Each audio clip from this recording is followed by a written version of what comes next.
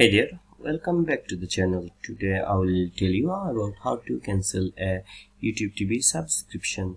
It's very easy to do. For this, first go to YouTube TV website or tv.youtube.com/cancel and sign into your account.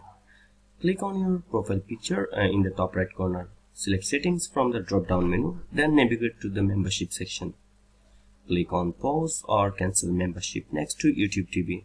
Then select cancel and follow the prompts to confirm your cancellation.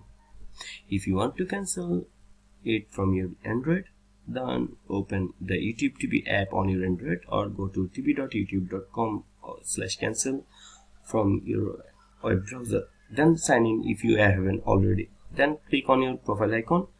Then go to settings. Then tap on membership. Then click manage and choose cancel membership and then hit cancel to make sure you want to stop it.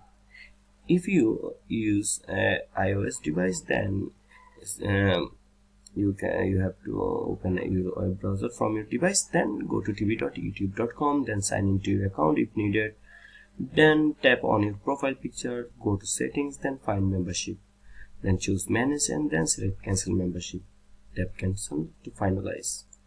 And that's it. That's how you can cancel a YouTube TV subscription.